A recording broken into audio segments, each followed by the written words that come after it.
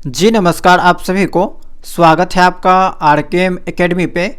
तो देखिए, आज के इस वीडियो में हम जानकारी देने वाले हैं झारखंड बीएड, एमएड एवं बीपीएड का जो फॉर्म फिलअप हो रहा है उसके बारे में।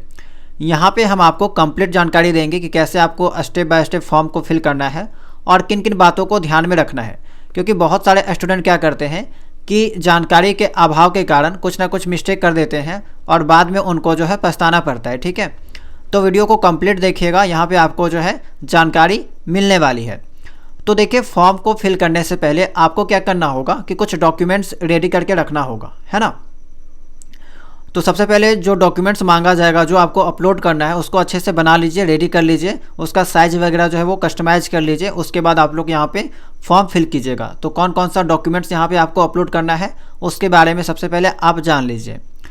तो देखिए, सबसे पहले आपका जो डॉक्यूमेंट्स मांगा जा रहा है वो है आपका रेसिडेंशियल सर्टिफिकेट आपका अपलोड करना होगा, कास्ट सर्टिफिकेट अपलोड करना होगा, क्लास 10th का जो सर्टिफिकेट है, मार्कशीट है, वो आपको अपलोड करना होगा। ठीक है, ये 3 चीज़ आपको अपलोड करना होगा पीडीएफ फॉर्मेट में। और इसका जो साइज़ है वो मैक्सिमम 1 MB तक होना चाहिए, इससे ज़्यादा नहीं होना चाहिए। तो इसको आप अच्छे से साइज़ में बना लीजिए। ठीक है, पीडीएफ के फॉर्मेट में बना लीजिए। उसके बाद फॉर्म को भरना स्टार्ट कीजिएगा। इसके अलावा वैसे स्टूडेंट जो दिव्यांग कैटेगरी से हैं या जिनके पास एनसीसी सर्टिफिकेट है, एनएसएस सर्टिफिकेट है, वो लोग भी अपना डॉक्यूमेंट्स रेडी रखिएगा, वो भी आपसे मांगा जा सकता है। ठीक है, अब देखिए, यहाँ पे फ़ोटोग्राफ आपको अपलोड करना होगा। तो फोटोग्राफ का भी साइज़ आपको पता है कि बनाना होता है। तो साइज़ जो है आपका 10 KB से 100 KB के बीच में होना चाहिए। ठीक है, और आपका जो बैकग्राउंड है फोटोग्राफ का, वो आपका वाइट बैकग्राउंड होना चाहिए। इसके अलावा जो है आपका यहाँ पे कहें तो आप किसी भी प्रकार का चश्मा वगैरह नहीं पहना होना चाहिए। ठीक है, ये सब आपका नहीं चलेगा। 10 KB से 100 KB का बीच में होना चाहिए। तो ये सब कुछ बेसिक चीज़ें हैं, आपको पता होना चाहिए। तो फोटो आप बना लीजिएगा, रेडी कर लीजिएगा। जेपीजी फॉर्मेट में आपका होना चाहिए, साइज 10 से 100 KB के बीच में। उसके बाद आपको अपलोड करना होगा। सिग्नेचर में क्या क्या आपको देखना है, तो ब्लैक इंक पेन से आप जो है वो सिग्नेचर आपका होना चाहिए। उसका साइज 5 KB से 50 KB के बीच में होना चाहिए, जेपीजी फॉर्मेट में होना चाहिए, तभी आपका अपलोड होगा। ठीक है, इसके अलावा लेफ्ट थंब इम्प्रेशन मांगा गया है। ठीक है, अंगूठे का निशान मांगा गया है, उसका साइज़ 10 से 50 KB होना चाहिए और वो आपको अपलोड करना है। बहुत लोगों के पास स्टाम्प नहीं होता है, तो आप लोग क्या कीजिएगा कि घर में अगर फॉर्म को फिल कर रहे हैं तो कलम के माध्यम से जो है आप स्टाम्प बना, ये लेफ्ट थंब इम्प्रेशन जो है बना सकते हैं। ठीक है, अपने अंगूठा में कलम से पूरा लिख लीजिएगा अच्छे से, और जो है वो उसको वाइट पेपर में जब लगाइएगा तो आपका स्टाम्प बन जाएगा। ठीक है, एक लेफ्ट थंब इम्प्रेशन जो है आ जाएगा। तो वो भी आप स्कैन करके अपलोड कर सकते हैं, कोई भी दिक्कत नहीं आएगी। और मैक्सिमम लोग ऐसा ही करते हैं। ये चीज़ आपका हो गया। इसके अलावा अब सारा डॉक्यूमेंट्स जब रेडी आपका हो जाता है तो अब आपको आना है जो आपका ऑफिशियल वेबसाइट है उसके ऊपर में। ठीक है, किसी भी ब्राउज़र में, गूगल है या क्रोम में, आप ओपन कर लीजिएगा jcecb.jharkhand.gov.in, ये वाला ऑफिशियल साइट है, इसको ओपन कर लीजिएगा। जैसे ओपन कीजिएगा आपके सामने ये वाला इंटरफेस ओपन होगा। ये ऑप्शन आपको दिखाई देगा, click here for BEd, MEd, BPEd online application 2026। इसके ऊपर क्लिक कर दीजिएगा। क्लिक कीजिएगा, उसके बाद आपके सामने नया पेज ओपन होगा। न्यू रजिस्ट्रेशन पे क्लिक कीजिएगा, तब जाके आपके पास ये वाला फॉर्म ओपन हो जाएगा। आपको सबसे पहले क्या करना है, रजिस्ट्रेशन करना होगा, है ना। तो कोर्स अप्लाइंग फॉर, यहाँ पे 3 ऑप्शन आपको दिखाई देगा, बीएड, एमएड और बीपीएड। जिसमें भी आप एडमिशन लेना चाहते हैं वो वाला ऑप्शन सिलेक्ट कर लीजिएगा। अपना नाम, मोबाइल नंबर डाल के यहाँ पे वेरीफाई कर लीजिएगा, OTP डाल के। Email ID, security question answer, password, confirm password, ये सब बेसिक चीज़ें आपको पता होगी, अच्छे से फिल कर लीजिएगा। सिक्योरिटी क्वेश्चन इसलिए फिल कराया जाता है ताकि किसी कारणवश कभी आप जो है अपना पासवर्ड भूल जाते हैं तो इसके मदद से जो है वो फॉरगॉट कर सकते हैं। पासवर्ड हो गया आपका कंफर्म पासवर्ड। पासवर्ड बनाने में आपको एक चीज़ ध्यान रखना है, मिनिमम जो आपका 8 कैरेक्टर का होना चाहिए, मैक्सिमम 15 कैरेक्टर का होना चाहिए, और मिक्स पासवर्ड होना चाहिए, यानी कि एक अपर केस अल्फ़ाबेट होना चाहिए, लोअर केस अल्फ़ाबेट होना चाहिए, नंबर एंड स्पेशल कैरेक्टर। जैसे कि मान लीजिए आपका नाम कुछ भी है, जैसे कि मान लीजिए पूजा है। ठीक है, पूजा है तो पूजा लिख दिए, @ लिख दिए, ये स्पेशल कैरेक्टर आपका हो गया, और कुछ आप सिंबल यूज कर लिए। और इसमें क्या हुआ, पी जो है वो कैपिटल रखिएगा। ठीक है, यानी कि कुछ कैपिटल अल्फ़ाबेट होना चाहिए, कुछ स्मॉल होना चाहिए, एक स्पेशल कैरेक्टर, या तो @ हो गया, हैज हो गया। ठीक है, कुछ स्पेशल कैरेक्टर आप रख सकते हैं। उसके बाद कोई नंबर का यूज कीजिएगा। तो इस टाइप का जो है आप यहाँ पे पासवर्ड बना सकते हैं। उसके बाद कैप्चा जो आपका दे रखा है उसको अच्छे से फिल कीजिएगा, रजिस्टर के ऊपर क्लिक कर दीजिएगा। ठीक है, अगर कैप्चा आपको आपके केस में अच्छे से नहीं दिखाई देता है या नहीं आता है तो आप इसमें क्लिक कीजिएगा। कैप्चा आपका रीसेट हो जाएगा, नया कैप्चा आ जाएगा, उसको फिल करके रजिस्टर कर लीजिएगा। अब जब यहाँ पे आपका रजिस्ट्रेशन हो जाएगा तो आपके मोबाइल नंबर पे एसएमएस जाएगा और उसी में आपको लॉगिन आईडी और पासवर्ड देखने को मिल जाएगा। ठीक है, तो लॉगिन आईडी और पासवर्ड जब आपको मिल जाएगा तो वापस आपको इसी साइट पे आना है और यहाँ पे अब आपको लॉगिन वाला ऑप्शन में क्लिक करना है। लॉगिन वाला ऑप्शन पे क्लिक कीजिएगा तो अब देखिए आपके सामने ये वाला पेज ओपन होगा। ठीक है, अब जो लॉगिन आईडी आपके एसएमएस के माध्यम से आपको मिला है वो वाला और जो पासवर्ड है वो फिल करके कैप्चा डालिएगा, आप साइन इन के कर जाइएगा। ठीक है, लॉगिन आपका हो जाएगा। लॉगिन होने के बाद आपके सामने ये वाला पेज ओपन होगा, इस टाइप का पेज ओपन होगा जहाँ पे लिखेगा एप्लीकेशन फॉर्म स्टेटस इनकम्प्लीट।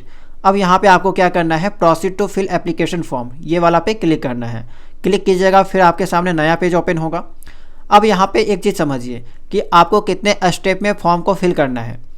तो सबसे पहले आपको पर्सनल डिटेल फिल करना होगा, एड्रेस डिटेल डालना होगा, reservation detail, qualification detail, exam city, upload photo, sign and thumb जो अभी मैंने आपको बनाने बोले थे। ठीक है, जो आपने बना लिया है, अपलोड रिक्वायर्ड डॉक्यूमेंट्स, पे एप्लीकेशन फी और लास्ट में आपको एप्लीकेशन फॉर्म को लॉक करना होगा। तो इतना सारा स्टेप में आपको फॉर्म को फिल करना है, छोटा छोटा स्टेप है, तुरंत आपका कंप्लीट हो जाएगा। इसके अलावा अगर आपने रजिस्ट्रेशन किया है और उसमें किसी भी प्रकार का मिस्टेक हो चुका है या फिर उसमें आप मोबाइल नंबर चेंज करना चाहते हैं, ईमेल आईडी चेंज करना चाहते हैं, सिक्योरिटी क्वेश्चन चेंज करना चाहते हैं या पासवर्ड चेंज करना चाहते हैं तो उसका भी ऑप्शन है, आप यहाँ से चेंज कर पाएंगे। ठीक है, तो ये जानकारी था। अब देखिए यहाँ पे आपको वही चीज़ proceed to fill application form करने के बाद आपके सामने जो है नया पेज ओपन होगा जिसमें आपको पर्सनल डिटेल फिल करना है। ठीक है, आपका कुछ व्यक्तिगत जानकारी फिल करना होगा जिसमें आपका वही जो आपका रजिस्ट्रेशन वाला था वो कुछ डाटा आपको शो करेगा, जैसे कि बीएड हो गया, चेंज करना चाहते हैं चेंज कर सकते हैं, नाम आपका हो गया, पिताजी का नाम, माताजी का नाम, उनका व्यवसाय, माता पिताजी जो भी काम करते हैं वो व्यवसाय आप सिलेक्ट कर सकते हैं, जेंडर हो गया, डीओबी हो गया। इसके अलावा मोबाइल नंबर, ईमेल आईडी ये सब ऑटोमेटिक आ जाएगा क्योंकि रजिस्ट्रेशन के वक्त आपने फिल किया था। इनकम आपको डालना है, जो भी आपका पेरेंट्स का इनकम है वो आप डाल सकते हैं। ठीक है, हालांकि इनकम सर्टिफिकेट आपसे नहीं मांगा जाता है लेकिन आप डालिएगा। ठीक है, इनकम सर्टिफिकेट आपसे नहीं मांगा जाएगा, जो भी है आप डाल दीजिएगा। मैंडेटरी है, जहाँ जहाँ स्टार का चिन्ह लगा हुआ है ना वो आपका मैंडेटरी है। ओके, अब इतना फिल करने के बाद अच्छा यहाँ पे जितना भी आप डाटा फिल कीजिएगा क्लास 10th के मार्कशीट के आधार पे फिल कीजिएगा। स्पेलिंग आपको आप अच्छे से चेक कर लीजिएगा, स्पेलिंग में आपका मिस्टेक नहीं होना चाहिए, नहीं तो फिर दिक्कत होगा। सेव एंड नेक्स्ट पे क्लिक कीजिएगा। नेक्स्ट आपके सामने एड्रेस डिटेल फिल करने का ऑप्शन आएगा, address line 1, line 2, state, district, town वगैरह जो भी आपका पिन कोड वगैरह है सब कुछ फिल करने के बाद आपको यहाँ पे एक चेक बॉक्स दे रखा है, is permanent address same as correspondence address. अगर दोनों आपका एड्रेस समान है, ठीक है, तो आप एस कीजिएगा, नहीं है तो नो कीजिएगा। यानी कि जहाँ पे अभी आप रहते हैं और जो आपका परमानेंट एड्रेस है अगर आपका दोनों सेम है तो एस, नहीं है तो नो कीजिएगा। नो कीजिएगा तो फिर आपको जो है एक नया पेज ओपन होगा जहाँ पे आपको परमानेंट एड्रेस फिल करने का ऑप्शन आएगा। ठीक है, फिर आप उसको फिल करके सेव एंड नेक्स्ट कर सकते हैं। मैक्सिमम स्टूडेंट यहाँ पे एस कर देते हैं क्योंकि यहाँ पे आपके एड्रेस में किसी भी प्रकार का डॉक्यूमेंट्स वगैरह नहीं भेजा जाता है। ऐसा नहीं है कि एडमिट कार्ड भेजा जाएगा, मार्कशीट भेजा जाएगा, तो ऐसा नहीं है। इसी कारण से एस करके भी आगे बढ़ सकते हैं, कोई भी दिक्कत वाली बात नहीं है। चलिए, 7वां जो स्टेप है वो है आपका रिजर्वेशन डिटेल। सबसे ज़्यादा जो इम्पोर्टेंट वाला जो स्टेप है वो आपका यही है और यही आपको यहाँ पे कॉलेज दिलाने का काम करता है। ठीक है, तो देखिए रेसिडेंशियल स्टेटस में क्या करना है। अगर आप झारखंड के निवासी हैं तो परमानेंट रेसिडेंट ऑफ झारखंड अगर क्लिक कीजिएगा तो आपके सामने रिजर्वेशन सिलेक्ट करने का ऑप्शन आ जाएगा और अगर आप यहाँ पे लोकल वाला सिलेक्ट कीजिएगा तो आप जो है यहाँ पे जनरल में आ जाएंगे। ठीक है, तो आप अपने अकॉर्डिंग सिलेक्ट कर लीजिएगा। दिव्यांग कैटेगरी से बिलोंग करते हैं तो एस नो, अगर हाँ तो हाँ, नहीं तो नहीं। ठीक है, एनसीसी सर्टिफिकेट अगर आपके पास है तो आपको अलग से बेनिफिट मिलता है, एस नो कर सकते हैं। इसके अलावा आपको पता होगा कि जितना भी सीट आपका बीएड में है उसका 85% सीट जो है वो वैसे स्टूडेंट के लिए रिजर्व है जो झारखंड के यूनिवर्सिटी से ग्रेजुएशन किए हैं। 15% सीट ओपन है। ठीक है, तो अगर आपने यहाँ पे ग्रेजुएशन जो है झारखंड के यूनिवर्सिटी से किया है तो आप यहाँ पे एस कीजिएगा, नहीं किए हैं तो नो कीजिएगा। ठीक है, यहाँ पे आपको कुछ ऑप्शन दिखाई देगा, झारखंड स्टेट या अदर स्टेट। तो अगर आप झारखंड स्टेट से ग्रेजुएशन किए हैं तो एस, नहीं तो नहीं कीजिएगा। अब बहुत सारे स्टूडेंट का यहाँ पे सवाल होता है कि उन्होंने क्या किया है, इग्नू से ग्रेजुएशन किया है। ठीक है, इग्नू से उन्होंने स्नातक किया है, तो वे लोग क्या करेंगे। तो हम आपको बता देते हैं कि इग्नू जो है आपका सेंट्रल का यूनिवर्सिटी है, झारखंड में उसका बस सेंटर चलता है, ठीक है, केंद्र बना हुआ है, वो झारखंड का यूनिवर्सिटी नहीं है। तो इस कारण से आपको यहाँ पे नो फिल करना होगा, ठीक है, क्योंकि बहुत सारे स्टूडेंट क्या करते हैं, एस फिल कर देते हैं, फिर जब उनका रिजल्ट आता है, एडमिट कार्ड आता है, तो उसमें उनको जनरल के जैसा ट्रीट किया जाता है, जनरल वहाँ पर लिख देता है, ठीक है, ऑटोमेटिक हो जाएगा वो आपका। तो अगर आप इग्नू से बिलोंग करते हैं, इग्नू से आपने ग्रेजुएशन किया है, तो आप यहाँ पे नो कीजिएगा, यानी कि अदर स्टेट आप यहाँ पे क्लिक कीजिएगा। उसके बाद आप सेव एंड नेक्स्ट पे क्लिक कर दीजिएगा। नेक्स्ट स्टेप है आपका क्वालिफिकेशन डिटेल। अब देखिए क्वालिफिकेशन डिटेल में आपको दो चीज़ का क्वालिफिकेशन डालना होगा, ग्रेजुएशन का, और अगर आपने पोस्ट ग्रेजुएशन किया है तो पोस्ट ग्रेजुएशन का, ठीक है। और जो केवल ग्रेजुएशन किए हैं उनको केवल यहाँ पे ग्रेजुएशन का डिटेल फिल करना होगा। ऐड क्वालिफिकेशन पे क्लिक कीजिएगा, ग्रेजुएशन का कुछ डाटा आपसे मांगा जाएगा, जैसे कि यहाँ पे देखिए डिग्री आपसे मांगा जाएगा, यूनिवर्सिटी नाम क्या है, किस कॉलेज में पढ़ते हैं उसका नाम पूछा जाएगा, पासिंग स्टेटस पूछा जाएगा, अगर आप पास हैं तो फिर आगे आपको मार्क्स डालने के लिए कहा जाएगा, अगर आप अपियरिंग स्टूडेंट हैं तो आप जो है वो आपसे मार्क्स नहीं मांगा जाएगा, ठीक है। जैसे कि यहाँ पे आप देख सकते हैं, अगर पास में क्लिक कीजिएगा, पास्ट है, तो आपसे फिर आगे चलकर डाटा मांगा जाएगा, जैसे कि पासिंग ईयर क्या है, कितना मार्क्स आपने मतलब लाया, कितना टोटल मार्क्स था, परसेंटेज क्या है, वो सब चीज़ आपसे मांगा जाएगा। अब यहाँ पे मार्क्स को लेकर भी स्टूडेंट के बीच में कन्फ्यूजन होता है कि कौन सा मार्क्स यहाँ पे फिल करें। तो देखिए ये आपका ना ग्रेजुएशन का टोटल मार्क्स मांगा गया है, ठीक है, जितना भी आपका सब्जेक्ट है सभी सब्जेक्ट को मिला के टोटल जितना मार्क्स आपका बनता है। जैसा कि 3 साल का जो ग्रेजुएशन हुआ था उसमें आपको पता होगा कि टोटल जो है 2400 मार्क्स का आपका होता था पूरा, ठीक है, कंप्लीट तीनों जो ईयर का एग्ज़ाम होता था वो 2400 मार्क्स का होता था। हालांकि बाद में जेनरिक पेपर 2 ऐड हुआ है, उसको हम छोड़ के बात कर रहे हैं, ठीक है। तो 2400 में से आप जितना भी मार्क्स लाए हैं उसको यहाँ पे फिल कीजिएगा, टोटल वाला चीज़, ओके। कोई भी स्पेसिफिक सब्जेक्ट वाला चीज़ आपको यहाँ पे फिल नहीं करना है, टोटल मार्क्स में आपको कितना मार्क्स मिला है ओवरऑल वो आपको फिल करना है। इसके अलावा इसके बाद आपको क्या फिल करना होगा, अब ये वाला मेन चीज़ है आपका। अब देखिए बीएड आप कर रहे हैं तो जाहिर सी बात है किसी सब्जेक्ट का आपको टीचर बनना है, तो जिस भी सब्जेक्ट का आपको टीचर बनना है वही सब्जेक्ट आपको फिल करना होगा। यहाँ पे कंडीशन है, कंडीशन यही है कि जिस सब्जेक्ट का आप टीचर बनेंगे उस सब्जेक्ट को आपने ग्रेजुएशन में पढ़ा हो, ठीक है। जैसे कि ग्रेजुएशन में जो सब्जेक्ट आपका ऑनर्स पेपर रहा है वही आप यहाँ पे फिल कीजिएगा, उसी का पेडागोजी पेपर आपको बीएड में पढ़ना होगा और आगे चलकर उसी का आप टीचर जो है वो बनेंगे, तो आप वही सब्जेक्ट फिल कीजिएगा। अब बहुत सारे स्टूडेंट यहाँ पे क्या करते हैं, जैसे कि जो पेपर से ऑनर्स किए हैं वो वाला तो फिल आपका होगा, कर सकते हैं। इसके अलावा मान लीजिए कि आपने हिंदी से ग्रेजुएशन किया है और हिंदी नहीं रखना चाहते हैं, ठीक है, यानी कि जो ऑनर्स पेपर है वो आप नहीं रखना चाहते हैं, किसी और भी सब्जेक्ट से आप यहाँ पे बीएड करना चाहते हैं, तो आप इसके अलावा बस वही सब्जेक्ट सिलेक्ट कर सकते हैं जिसमें आपका जो है मिनिमम ठीक है 200 मार्क्स का पूरा वो होना चाहिए। और ऐसा केवल आपका कहाँ पे देखने को मिलता है, जेनरिक वाला पेपर में। जैसे 3 साल का ग्रेजुएशन जिन्होंने किया है उनको पता होगा कि जेनरिक का जो पेपर है उसमें भी आपका 300 से ज़्यादा मार्क्स होता है, ठीक है, 300 या 400 मांगा जाता है, वो मैंने आपको पहले भी बता दिया था। तो 300 मार्क्स कम से कम आपका होना चाहिए। आई थिंक ये कहीं पर लिखा होगा, हम आपको बता देते हैं। अच्छा देखिए यहाँ पर लिखा हुआ है 200 मार्क्स, ठीक है, मिनिमम आपका 200 मार्क्स मांगा गया है, ठीक है। सब्जेक्ट मैक्सिमम मार्क्स आपका 200 का होना चाहिए। और वहाँ पे जो जेनरिक पेपर आपका होता था 3 साल में 3 साल वाला में, उसमें आपका टोटल 400 का होता था, तो ये आप यहाँ पे डाल सकते हैं। उसके अलावा जो जेनरिक पेपर में या फिर जो ऑनर्स पेपर आपका है उसमें से आपका कितना मार्क्स आया है वो आप यहाँ पे फिल कीजिएगा, ऑटोमेटिक आपका परसेंटेज ले लेगा। लेकिन हम आपको यही कहेंगे कि जिस भी सब्जेक्ट से आपने ग्रेजुएशन में ऑनर्स किया है, ठीक है, वही सब्जेक्ट आप फिल कीजिएगा, क्योंकि मैक्सिमम स्टूडेंट वही सब्जेक्ट फिल करते हैं। और आपको पता होगा कि टोटल जो आपका 1800 का एग्ज़ाम होता है, अगर आप ऑनर्स पेपर के बारे में बात करें 3 साल वाला ग्रेजुएशन में, तो उसमें जो ऑनर्स पेपर होता है वो आपका टोटल 1800 का होता है। तो 1800 में जितना मार्क्स आपने लाया है उसको फिल कीजिएगा, ऑटोमेटिक आपका यहाँ पे ले लेगा, ठीक है। इसके बाद आपका जो अगला स्टेप है उसमें आपका है एग्ज़ाम सिटी डिटेल। अब यहाँ पे आपको 2 ऑप्शन देखने को मिलता है, दोनों आपको फिल करना है। जहाँ पे भी आपको सेंटर चाहिए वो आप अपने अकॉर्डिंग सिलेक्ट कर सकते हैं, जो भी आपको ऑप्शन दिखाई देगा उसी के अकॉर्डिंग आपको सिलेक्ट करना है, ठीक है। सबसे ज़्यादा चांस होता है कि आपको फर्स्ट प्रेफरेंस में ही आपको मिल जाए, ठीक है। जब यहाँ पे सीट फुल हो जाता है तभी जाके बहुत कम रेयर केस में आपको सेकेंड वाला सिटी मिलता है। अब इतना फिल करने के बाद फिर वही काम सेव एंड नेक्स्ट पे क्लिक कीजिएगा। आगे है 10, ठीक है, स्टेप 10 में अब आपको क्या करना है, अब बारी आती है अपलोड करने का, डॉक्यूमेंट्स अपलोड करने का। तो चूंकि मैंने आपको स्टार्टिंग में ही बता दिया था कि सब कुछ आपको ओके करना है, रेडी करके रखना है, ताकि यहाँ पे जो है वो एक तरह से टाइमर लगा रहता है, ठीक है। टाइमर आपको भले दिखेगा नहीं, लेकिन एक टाइमर लगा रहता है और कुछ देर बाद वो ऑटोमेटिक लॉग आउट हो जाता है। इसी कारण से पहले सब कुछ रेडी करके रखिएगा, नहीं तो आधा फॉर्म भरिएगा फिर आपका लॉग आउट हो जाएगा। तो ये सब रेडी कर लिए होंगे आई होप, ठीक है, आप लोग कर लीजिएगा। उसके बाद आपको यहाँ पे चूज फाइल पे क्लिक करना है, डायरेक्ट आप अपने फाइल पे पहुँच जाइएगा। वहाँ से आप जहाँ भी फ़ोटो वगैरह सेव करके रखे होंगे वहाँ से सिलेक्ट करके अपलोड के ऊपर क्लिक कर देना है, आपका अपलोड हो जाएगा।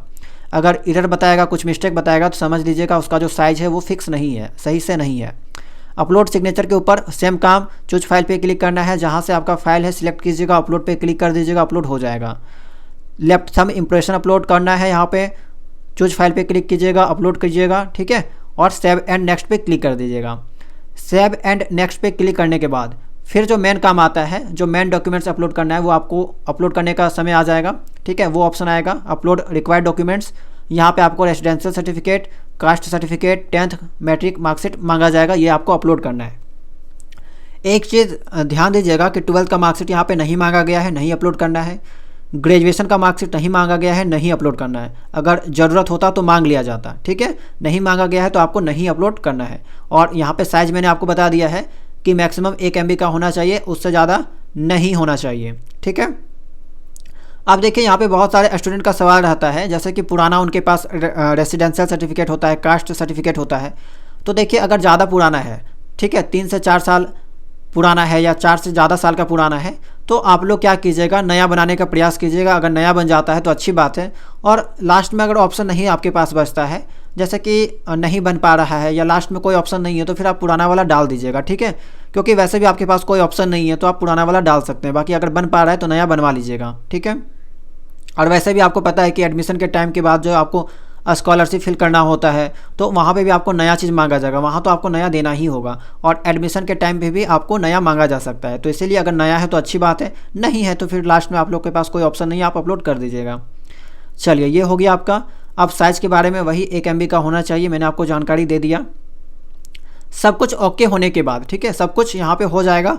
उसके बाद आपको यहाँ पर क्या करना है, एक बार प्रीव्यू करके देख लीजिएगा सभी डाटा सही है या नहीं है, ठीक है।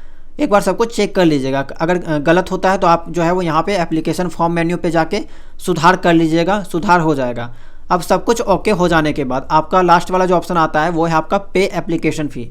एप्लीकेशन फ़ी पे करने के बारे में, अब आपने जो भी कैटेगरी सिलेक्ट किया है उसके अकॉर्डिंग आपको यहाँ पे फीस दिखाई देगा। आप जो है प्रोसीड टू पेमेंट पे क्लिक कीजिएगा। इसमें क्लिक करने के बाद डायरेक्ट आप यहाँ पे रिडायरेक्ट हो जाइएगा पेमेंट पेज पे। यहाँ पे आपके पास बहुत ऑप्शन है, नेट बैंकिंग है, डेबिट कार्ड है, क्रेडिट कार्ड है, वॉलेट है, UPI है। तो आप जो है अपने अकॉर्डिंग जो भी आपको सुविधा लगे आप पेमेंट कर दीजिएगा, ठीक है। डेबिट कार्ड ज़्यादा सिक्योर है, खास करके जो SBI का अगर आपके पास डेबिट कार्ड है या PNB वगैरह का है तो आप ज़्यादा सिक्योर है, यहाँ पे कम चांस होता है फीस फंसने का। बाकी अगर नहीं है तो UPI से भी पेमेंट किया जा सकता है। UPI में भी अब उतना नहीं फंसने लगा है, बहुत कम ही आपको देखने को मिलेगा जब सर्वर वगैरह डाउन रहेगा तब। बाकी आप इससे भी कर सकते हैं, भीम UPI से कीजिएगा तो कैशबैक भी आपको मिल सकता है। तो ये चीज़ आपका हो गया, तो पेमेंट आप कर लीजिएगा। पेमेंट करने के बाद आपका सब कुछ ओके हो जाएगा। उसके बाद फॉर्म लॉक करने का ऑप्शन आएगा, जैसे कि स्टार्टिंग में ही मैंने आपको बता दिया था कि फॉर्म जो लॉक करने का ऑप्शन था, क्योंकि मुझे फॉर्म को फिल नहीं करना था, बस आप तक जानकारी पहुंचाना था, इसलिए मैंने पेमेंट तक आपको बता दिया, ठीक है। उसके बाद आपको आगे कुछ भी नहीं करना है, बस लॉक फॉर्म का ऑप्शन आएगा, जैसे कि हम आपको एक बार फिर से दिखा देते हैं। लॉक फॉर्म करने का ऑप्शन आएगा, बस आपको लॉक कर देना है। उसके बाद आपको जो है यहाँ पे जो PDF है वो मिल जाएगा, ठीक है। PDF को प्रिंट करके सेव कर लीजिएगा और उसको जो है निकाल के आप रख लीजिएगा, ठीक है। हो सकता है एडमिशन के टाइम आपसे मांगा जाएगा। ये देखिए एप्लीकेशन फ़ी फिल करने के बाद यहाँ पे जो पेमेंट करने के बाद लॉक एप्लीकेशन फॉर्म का ऑप्शन आएगा, इसको आप लॉक कर दीजिएगा, आपका पूरा सक्सेस जो है वो हो जाएगा, ठीक है। तो यही जानकारी था आपका। तो उम्मीद करते हैं कि जो भी जानकारी आपको दिया गया है वो सभी चीज़ें समझ में आई होगी। बाकी फॉर्म फिलअप के दौरान कोई भी मिस्टेक होता है या फिर किसी भी प्रकार का आपको जानकारी चाहिए तो कमेंट सेक्शन में आप लोग आके पूछ लीजिएगा, ठीक है। हम आपको जानकारी दे देंगे, या फिर जो टेलीग्राम ID है वहाँ पे भी कांटेक्ट कर सकते हैं, वहाँ पे भी हम आपको जानकारी जो है वो दे देते हैं। मैसेज करके आप वहाँ पे छोड़ दीजिएगा, जब भी हम ऑनलाइन आएंगे तो हम आपको इन्फॉर्मेशन दे देंगे, ठीक है। तो चलिए इस वीडियो में इतना ही। उम्मीद करते हैं कि जानकारी आपके लिए काम की रही होगी। और भी कोई डाउट होगा तो कमेंट कर लीजिएगा, और अगर आप लोग चैनल में नए होंगे चैनल को सब्सक्राइब कर लीजिएगा, वीडियो को लाइक कर दीजिएगा, और अगर आप टेलीग्राम चैनल से नहीं जुड़े होंगे तो ज्वाइन कर सकते हैं। और एक चीज़ कि अगर आपने फॉर्म को फिल कर लिया, अगर आप B.Ed में एडमिशन लेने के लिए सोच ही लिए हैं, ठीक है, तो आप लोग जो है बीएड एंट्रेंस एग्जाम का तैयारी आपको करना होगा, जाहिर सी बात है।